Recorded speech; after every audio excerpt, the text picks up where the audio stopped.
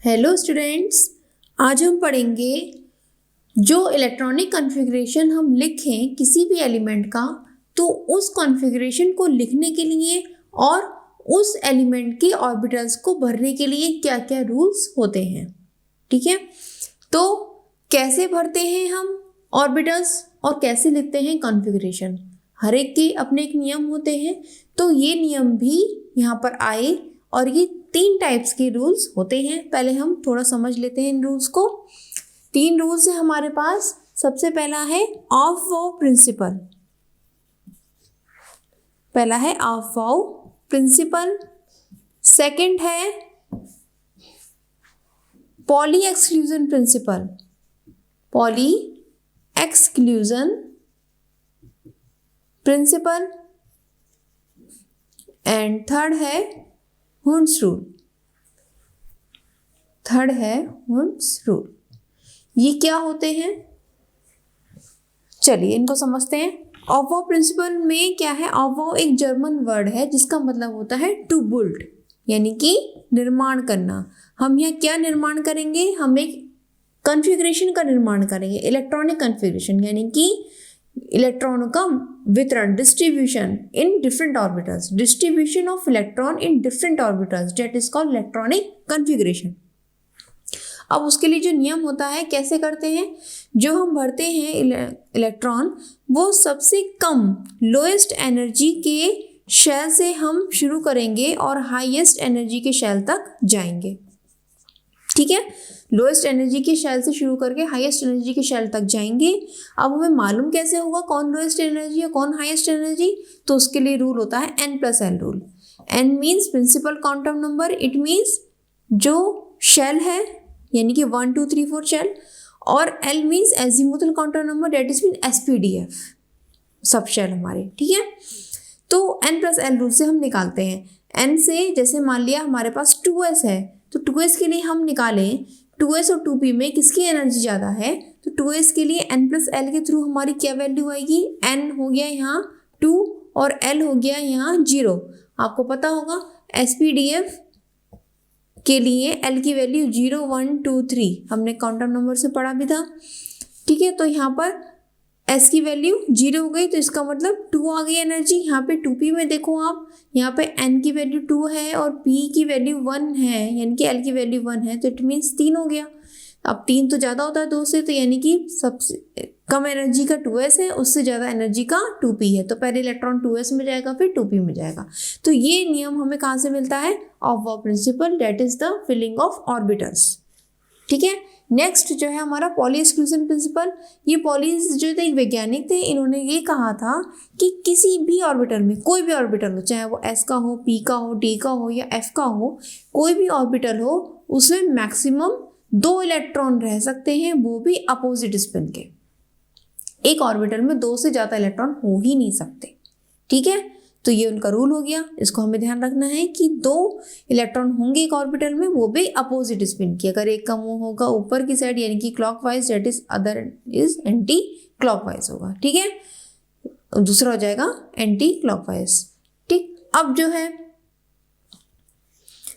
जो है नेक्स्ट हमारा क्या आता है, हुंड्स रूल। हुंड्स रूल क्या बताता है हमको, हुंड्स रूल ये कहते हैं, हुंड्स ने बताया था रूल कि कोई भी हम ऑर्बिटल ले लें, किसी भी सबशेल का कोई भी ऑर्बिटल, जैसे मान लिया हमने p सबशेल ले लिया, इसमें 3 ऑर्बिटल होते हैं।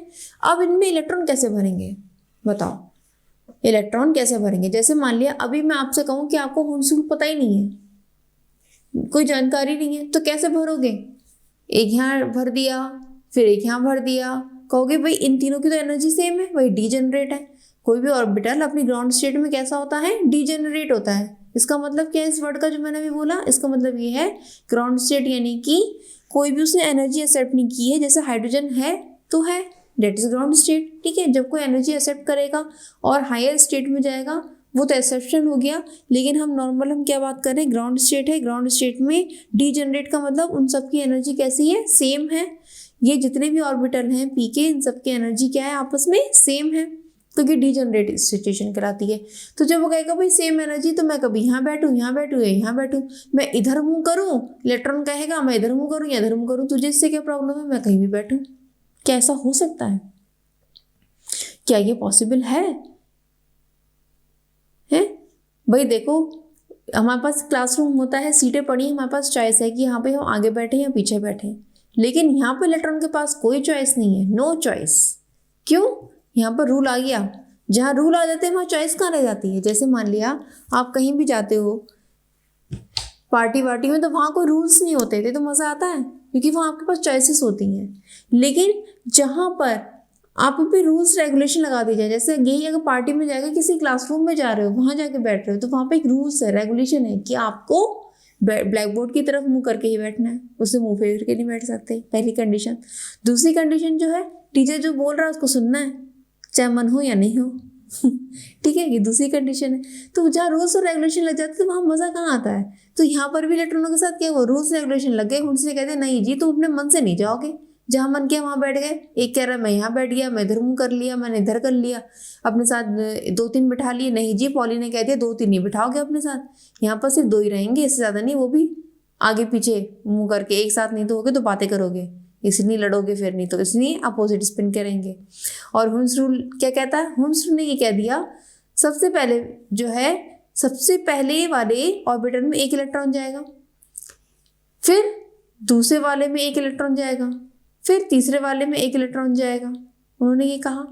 उसके बाद उन्होंने क्या कहा, नेक्स्ट चौथा इलेक्ट्रॉन होगा वो पहले वाले में जाएगा लेकिन अपोजिट स्पिन का, फिर 5वें में जाएगा अपोजिट स्पिन का, फिर 6ठे में जाएगा अपोजिट स्पिन का।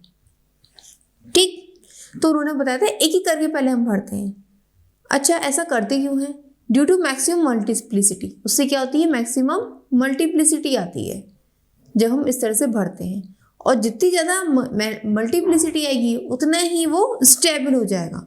ये कन्फिग्रेशन कैसा हो जाएगा? स्टेबल हो जाएगा, इसलिए हम ऐसे एक एक करके भरते हैं। अच्छा, एक चीज़ और है, मैं आपको बता दूं कि हम सबसे पहले हमारी क्या आदत होती है, नॉर्मली जैसे हम कहीं बाहर जाते हैं तो हम सीधा पैर आगे बढ़ाते हैं सबसे पहले, किसी भी शुभ काम के लिए हम सोचते हैं ना भाई सीधा पैर, दायां पैर आगे बढ़ाओ, ठीक है। ऐसे यहाँ पर भी हम क्या करते हैं, सबसे पहले जो हम इलेक्ट्रॉन फिल करते हैं वो हम क्लॉकवाइज वाला प्लस हाफ वाला इलेक्ट्रॉन पहले फिल करते हैं, बाद में जब ये सारे भर जाते हैं उसके बाद माइनस हाफ वाला करते हैं।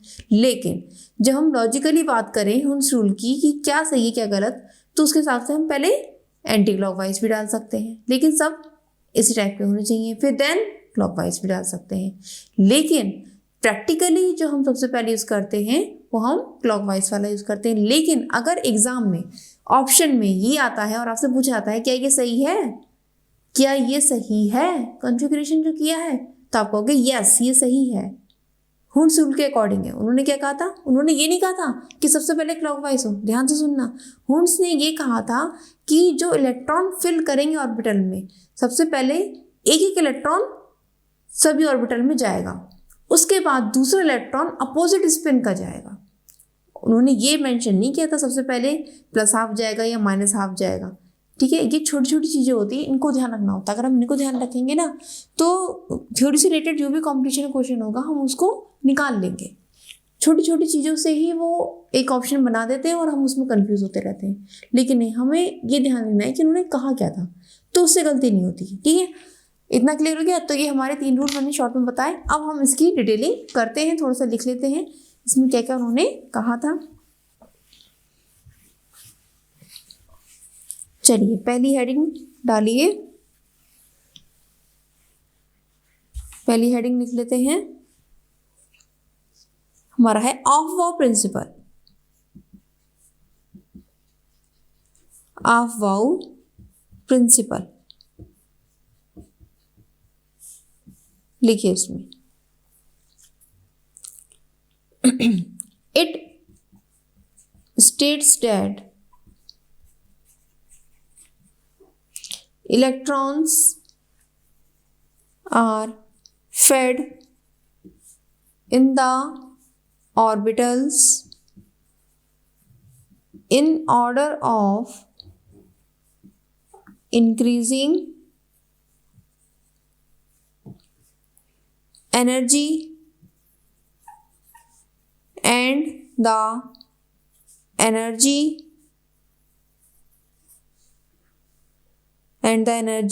of the orbitals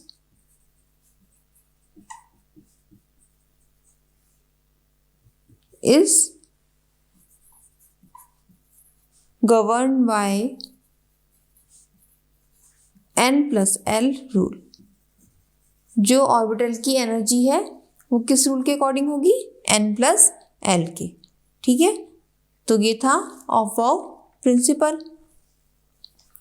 शॉर्ट में ये भी लिख लीजिए, of-wow is German word means building up, means building up यानी कि बनाना। ठीक, अब इसके बाद ऑर्डर ऑफ इंक्रीजिंग एनर्जी जब हम इलेक्ट्रॉनिक कॉन्फ़िगरेशन करेंगे वहां हम जानेंगे क्या होता है। लिखिए आपने? ठीक है, इसी में लिख लीजिए नीचे, ऑर्डर ऑफ इंक्रीजिंग एनर्जी। देखिए, आपने ध्यान दिया होगा बुक्स में कुछ इस तरह की फिगर दी होती है कि पहले इसमें जाएगा, फिर इसमें जाएगा, फिर इसमें जाएगा। वो फिगर मैं नहीं बताती हूँ। वो मैं क्यों नहीं बताती हूँ? जैसे मान लिया आपको एग्जाम में ही निकालना है तो आप क्या उस फिगर को बना के निकालोगे? वो प्रैक्टिकली इतना टाइम बहुत ले जाता है। तो मैं तो ये कहती हूँ, अगर आपको ये निकालना है कि एनर्जी के बढ़ते क्रम में हम कैसे निकालें, कैसे फाइंड आउट करें कि पहले कौन सा ऑर्बिटल में जाएगा, तो आप सीधा n+l रूल लगाओ। बहुत सिंपल है, सीधा n+l रूल लगाओगे कोई दिक्कत नहीं आएगी, लगा लो। तो उस हिसाब से देखोगे आप तो इस तरह आएगा order of increasing energy. 1s, 2s, 2p, 3s, फिर 3p, फिर 4s, फिर 3d, फिर 4p, फिर 5s, फिर 4d एंड सो ऑन। ठीक है, ये हो गया ऑर्डर ऑफ इंक्रीजिंग एनर्जी। आप लगा लो n+l रूल तो आप बढ़ते क्रम में पाओगे। एक चीज़ और है मेन इसमें, वो और लिख लो आप। If two orbitals have the same value of n+l, then the orbital with lower value of n has lower energy। ठीक है, ये पॉइंट लिख लो आप। ये मेन चीज़ है कि n+l की वैल्यू का 2 के लिए सेम आ रही है, 2 ऑर्बिटल के लिए, तो जिसकी n की वैल्यू कम होगी उसकी एनर्जी कम हो जाएगी। ठीक है, जैसे ये आप कैसे निकालोगे? जैसे इन्हीं 2 के लिए निकाल लो, 2p और 3s के लिए। 2p के लिए 2 + 1 3 आ रही है, 3s के लिए 3 + 0 = 3 आ रही है। तो अब दोनों की 3 3 आ रही है n+l वैल्यू, तो n किसका कम है? 2 का कम है और 3 ज़्यादा है, तो इसलिए 2 पहले आ गया, 3 बाद में आ गया। बात क्लियर? ठीक, अब नेक्स्ट चलते हैं हम पॉलीस एक्सक्लूजन प्रिंसिपल। नेक्स्ट लिखिए, सेकंड है हमारा Pauli exclusion principal.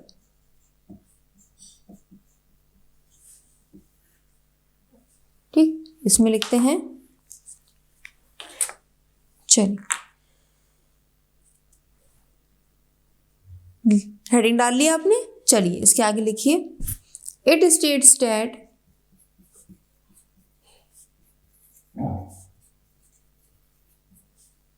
no two electrons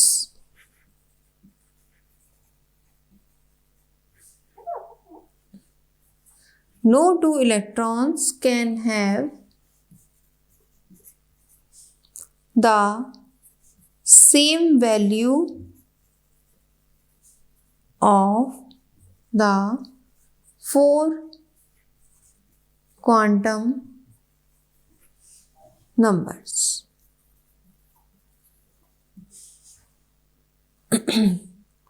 इसका दूसरा मतलब क्या है? यानी कि किसी भी एलिमेंट के लिए कोई भी 2 एटम पूरे एक जैसे नहीं हो सकते। अगर जैसे देखो, आप एक ऑर्बिटल की बात कर रहे हो तो एक ऑर्बिटल के लिए जैसे मान लिया हम पी एस ऑर्बिटल की ही बात कर रहे हैं। चलो एस ऑर्बिटल के लिए उसके लिए एन भी सेम हो जाएंगे, दोनों के लिए एल भी सेम हो जाएगा, एम भी सेम हो जाएगा, लेकिन एस जो है वो सेम नहीं होगा, वो चेंज हो जाएगा। ठीक है, तो ये डिफ्रेंशिएट करता है, किसी भी ऑर्बिटल के दो इलेक्ट्रॉन्स को डिफ्रेंशिएट कहता है। It means that no two electrons are alike in an atom or an orbital। ठीक, किसी भी ऑर्बिटल में या किसी भी एटम में दो इलेक्ट्रॉन एक जैसे नहीं हो सकते। एक पॉइंट आप लिखो, और एन ऑर्बिटल कैन हैव, एक पॉइंट ये, सेकंड पॉइंट ये, can have maximum 2 electrons of opposite spin. ठीक, चलिए ये कंप्लीट हो गया। अब नेक्स्ट लेके चलते हैं हम हुंस रूल। थर्ड है हमारा हुंस रूल। चलिए इसको लिखते हैं। हुंस रूल के लिए जो बात कही गई है, इन्होंने ये कहा है हुंस ने, चलिए लिखते हैं, pairing of electrons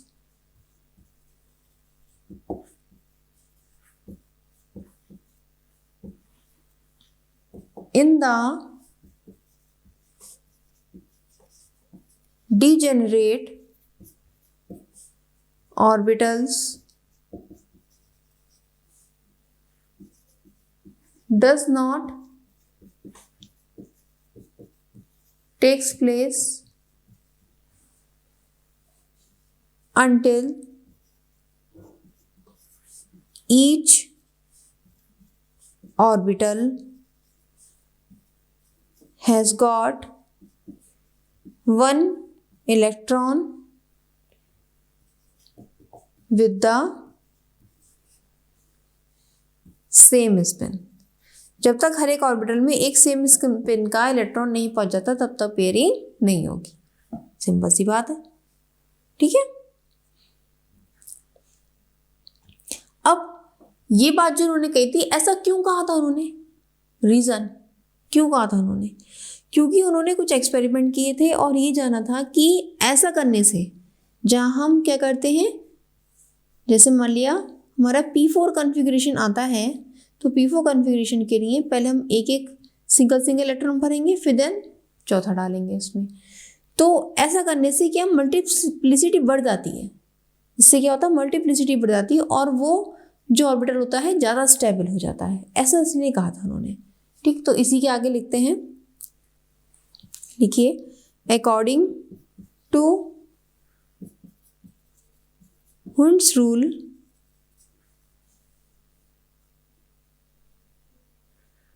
according to Hund's rule, the dead electronic configuration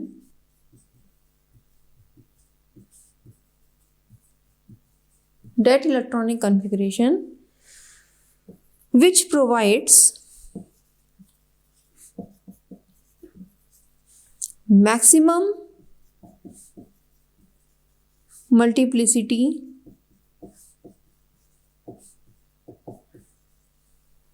is more stable। ऐसा कॉन्फ़िगरेशन जो ज़्यादा मल्टीप्लिसिटी प्रोवाइड करा रहा है, क्या प्रोवाइड करा रहा है, मैक्सिमम मल्टीप्लिसिटी, वो ज़्यादा स्टेबल हो जाएगा, इसलिए इन्होंने ऐसा कहा था। अब इससे इनका क्या मतलब है मल्टीप्लिसिटी का, है कैसे निकाली इन्होंने मल्टीप्लिसिटी, कैसे जाना कि कौन सा ऑर्बिटल ज़्यादा स्टेबल है, तो उसके लिए आप ये समझो, पहले नोट कर लिया इसको। ठीक है, अब हम मल्टीप्लिसिटी निकालेंगे। क्या फॉर्मूला होता है मल्टीप्लिसिटी निकालने का, लिखो, स्पिन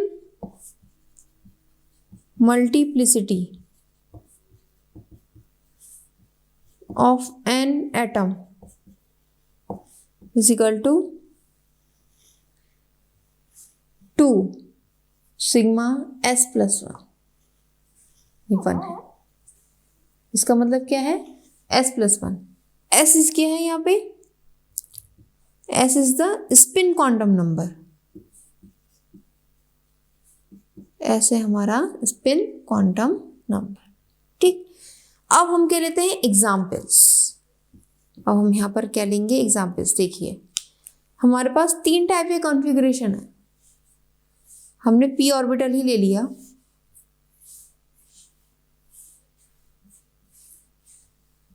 और 3 टाइप के कॉन्फ़िगरेशन हमारे पास हैं। हमारे पास कितने इलेक्ट्रॉन दिए गए हैं, चलिए हमारे पास दिए गए हैं, हमें 2 इलेक्ट्रॉन दिए हैं, p2 कंडीशन है और आपको 2 इलेक्ट्रॉन फिल करने हैं। आप कैसे करो, क्या क्या पॉसिबिलिटीज हैं 2 इलेक्ट्रॉन को फिल करने की। देखो पहले में एक इसमें भरा, फिर दूसरे में इस तरह से भरा। एक इलेक्ट्रॉन कह रहा है चलो हम दोनों अलग अलग पास पास के छोटे छोटे कमरों में बैठ जाते हैं, एक तरफ मुंह करके। फिर एक बैठा एक तरफ मुंह करके, दूसरा बोला मैं तो नहीं बैठा दूसरी तरफ मुंह करके, मैं तो पलट के बैठूंगा। मैंने कहा भैया ठीक है, तू पलट के बैठ जा, क्या दिक्कत है। फिर तीसरी बार क्या दिमाग में आया, नहीं जी हम तो साथ साथ ही बैठेंगे, दोनों साथ साथ बैठ गए। ठीक, यही तो पॉसिबिलिटी है। या ये भी हो सकता है कि जो है वो यहाँ नहीं यहाँ बैठ गया, लेकिन ये ज़्यादा सही लग रहा है, वो चलो पास पास बैठ जाते हैं, इस तरह से बैठ जाएंगे। ठीक है, अब जरा इसकी मल्टीप्लिसिटी निकालो, क्या निकलेगी, कैसे निकालेंगे मल्टीप्लिसिटी। चलो हम निकालते हैं स्पिन मल्टीप्लिसिटी फर्स्ट कंडीशन में। कितनी आएगी, 2s प्लस 1। सिग्मा s का मतलब क्या होता है, सारे s का जोड़। यहाँ s का जोड़ हम कैसे निकालेंगे, देखो ये हमारा अप डायरेक्शन में है, इट मीन्स ये क्या है प्लस हाफ, और ये भी अप डायरेक्शन में प्लस हाफ, जोड़ दिया हमने। ठीक, इसको जोड़ देंगे। तो चलिए हम हाथ के हाथ करते चलते हैं इसको।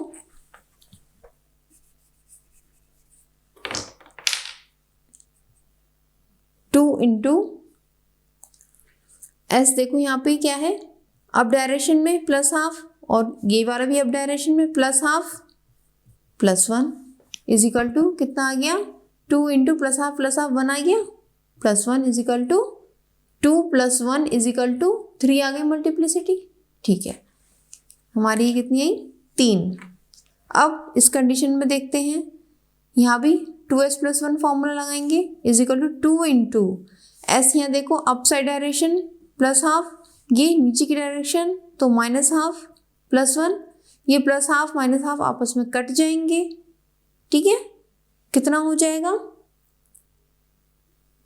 ये आ जाएगा हमारा 0, प्लस हाफ में माइनस हाफ कट के क्या आ गया 0, ये पूरी वैल्यू 0 और आ गया 1।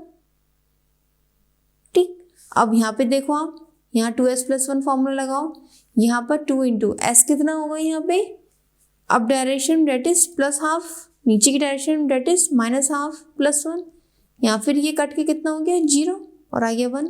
तो अब आप देखो मल्टीप्लिसिटी कहाँ ज़्यादा है, ये 3 है, ये 1 है, ये 1 है, यहाँ ज़्यादा है। तो कौन सा स्टेबल होगा और कौन सा वैलिड होगा, that is stable and that is valid, बाकी ये दोनों गलत होगा। ठीक है, ये जान लिया आपने। तो ये तरीका है कि किस तरह से ऑर्बिटल हमने फिल किए। होर्न्स क्यों उन्होंने ऐसा कहा कि सबसे पहले एक एक इलेक्ट्रॉन जाए फिर पेयरिंग हो, तो ये आपने जान लिया। अब हम नेक्स्ट वीडियो में ये पढ़ेंगे कि किस तरह से हम एक एक करके इलेक्ट्रॉन जो है ऑर्बिटल्स में भरते जाएंगे। ठीक है, ये इसके नियम थे और नेक्स्ट वीडियो में हम इस पर डिस्कस करेंगे। तब तक आप पढ़ते रहिए। All the best.